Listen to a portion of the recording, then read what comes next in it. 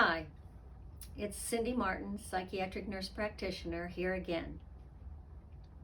And today I want to talk about how we handle stress so that we might be able to do it better. Let's start by asking, what actually is stress? In a nutshell, stress is when we resist reality. Stress is when we resist reality. Let me explain. It's human nature to want what we want, right? And we want to control our lives, of course. But as you know, life doesn't care what we want. So stress is when life sends us something we don't like. And life happens. So when life throws us a curveball, it's also human nature for us to get upset. And we fight against it. We resist it. We say, no, I don't like this. Please stop. I can't handle this. Why is this happening to me? I just can't deal with this any longer. And we feel out of control, so we're trying to regain control. And so we obsess about what we can do about it. We say, okay, what am I going to do about this? And we blame someone or something about it, and we blame and we complain to others, and we mentally and emotionally resist what life just threw at us. We obsess about how we can change it, control it, correct it, fix it. And all of that angst is making me miserable. And is it working? Does it work? Can we change anything about what we don't like when life throws it at us? No, of course not. We know that. We're not in control of life. We get it. So, what can we do instead of resisting it? We need to see clearly that we can't control it, first of all. Let me demonstrate what happens. If you walk into my office right now and I'm standing here like this and I'm going, and you say, what are you trying to do, Cindy? What are you doing? And I say, I'm trying to push this wall down. I'm trying to push this wall down. What do you think of me? Well, the first thing you think is you can't do that, which is true. So since I'm trying to push this wall down and it's obvious that I can't, what do you think of me trying to do that? Trying to do this? Well, the first thing you're going to think is she's pretty stupid, which is true. Then you're going to think that I'm crazy, right? And not the kind of insane that we can sit here in my office and do psychotherapy about, but the kind of insane that you need to put me in an ambulance and take me to a psych hospital and put me in a lockdown unit because I've lost reality.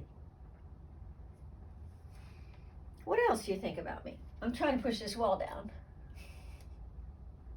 I know what you're doing now. You're laughing. You're giggling because you're laughing at me. Because it's ridiculous. It's ridiculously funny. It is. So realize this. When life sends you something that you don't like,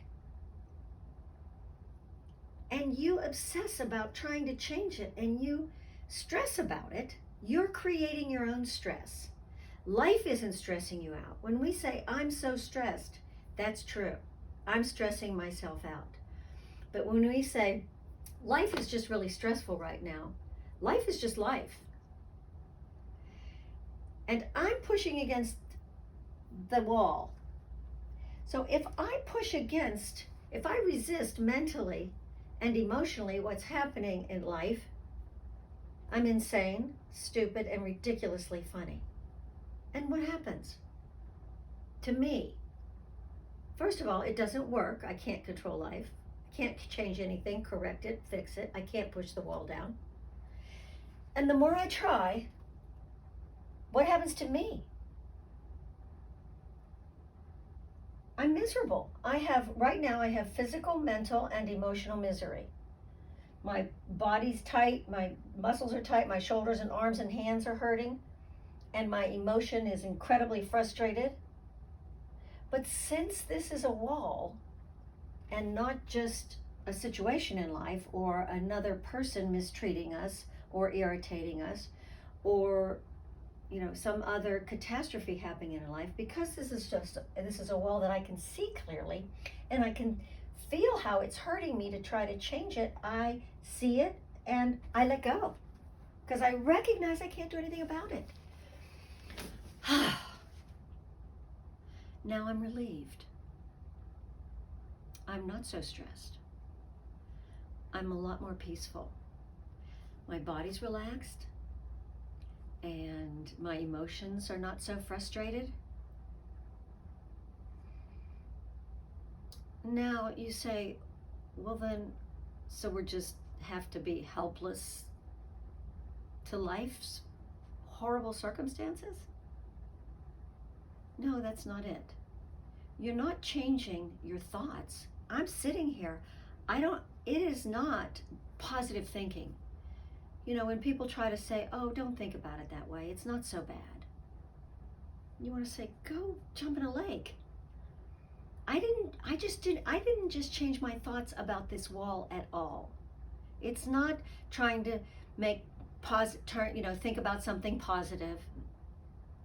My judgmental brain has good reasons for not liking this wall.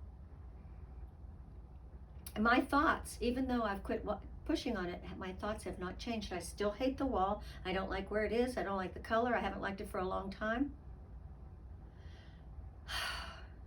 But I'm not stressing myself out with physical, mental, and emotional misery trying to change something I can't, because I recognize that I can't. And it's not giving up or giving in. I'm not just saying, oh, there's nothing I can do about it. It's not helpless, passive resignation of, well, darn, I can't do anything about it. Can't do anything about this wall. That's depressing myself.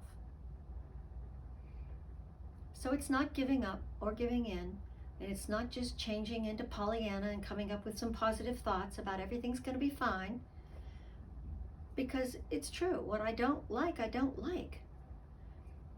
I can't change my brain. So anyway, moving on. Let's take this down to a more typical example. Let's say it's my boss right now that is a difficult personality. It's the wall. And now what I have to throw into this mix about when do we resist reality? When life happens, and what we don't like in life, what is really stressful, is when we resist it past, present, and future. So if I have a difficult boss and I'm reliving what he did to me last week and how he treated the rest of my coworkers last month, and I keep replaying the tape of everything about the past, even though it's done and it's not happening now, I'm just making myself miserable. If I'm worrying about the future with him and what's he going to do tomorrow, I'm creating my misery. So, life unfolds moment by moment. And existentially, that's all that exists. Only this moment exists. You know that. The past is really gone. Everything my boss did yesterday, he's not doing right now. The only thing is, let's say he just left me a voicemail that was ugly. Boom. That's what's happening now in this moment, and that's all. I just read the voicemail. That's this moment.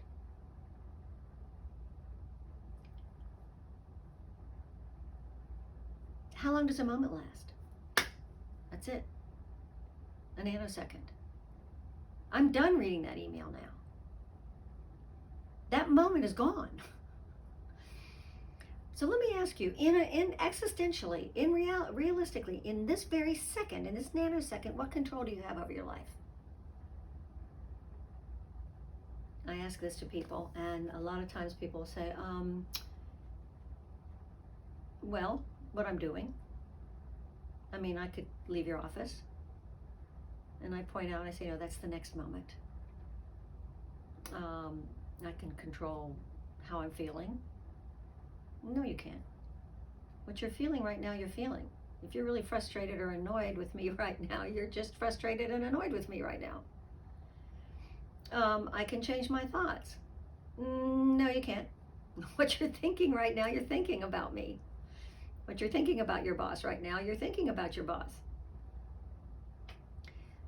We can change nothing about this moment. Not what's happening, not what we're thinking. Our thoughts are our thoughts, and our feelings are our feelings. So right now, the fact that that your boss sent you an ugly email and you just read it, there's not a darn thing you can do about it. And if you try, when you get upset for 10 minutes or an hour, and you go into everything I was just talking about, when you just say, no, I can't stand this, and you start blaming him and reliving what he did yesterday and complaining and going, oh my God, what am I going to do tomorrow? I'm not going to be able to stay here. I just need to quit my job. And then you realize, if I can't quit my job, and then you start to feel that helpless, passive resignation. And this is all self-created misery. And what you're missing is that your boss is the wall. And you sitting there for hours or days or weeks or months in mental torment about him is insane, stupid, and ridiculously funny. So back to this moment. A moment is all that exists.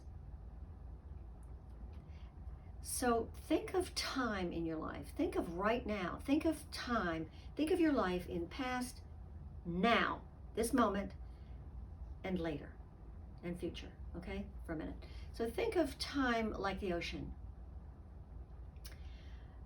Because the ocean, when you're standing on a shore, looking out at the ocean, it's the closest thing my mind can come to understanding the concept of infinity, right? Because this ocean just goes on forever. And time goes on forever. And life unfolds only moment by moment. And only this moment exists, and then it's gone. So a moment ago, you were sitting in my office, and now you left, and you're not here anymore. It's over. So that's the way the ocean is. So life is coming at us just like the ocean, wave after wave after wave. None of it is in our control. But some waves we're going to like more than others. And if here comes a wave that I do not like, and I resist it mentally and physically and emotionally, and I just go, no, no, no, it's going to knock me down, and I'm going to go under the water, and I'm going to come up with a mouthful of sand and be pretty miserable. Recognizing that I can't stop that wave, and that it's only going to be a moment in time. I can choose my response. So what we want to do with stress is take a picture of it, whatever it is, and ask yourself, what is it I can do and what can't I do? It's that old serenity prayer. God, grant me the serenity to accept the things I cannot change, the courage to change the things that I can, and the wisdom to know the difference.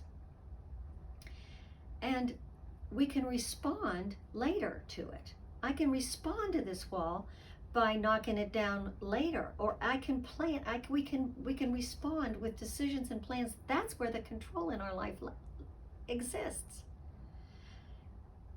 I can learn and grow from my past experience with the boss and learn how to deal with him now better by maybe figuring out how to dance with him so I'm not stepping on his toes, or he's not stepping on mine as much. And I can make decisions and plans about how I might handle working in this office tomorrow. So, but right now, recognize whatever's really upsetting you, obsessing about it, blaming, complaining, creating mental torment, saying, no, I can't, all this negativity, sending throwing negativity at what you don't like. What you didn't like yesterday is over. It's okay. You're safe now. And what's happening in this moment is just a wave. If you don't like it, ride it in. And then get up in a peaceful existence, recognize what is, what you cannot change, and move on. You can respond. The word is responsible, not responsibility, just the ability to choose my response to this wave. And thank goodness it's only a wave. And there'll be another one, and another one, and another one. And life goes on. And I'm always okay.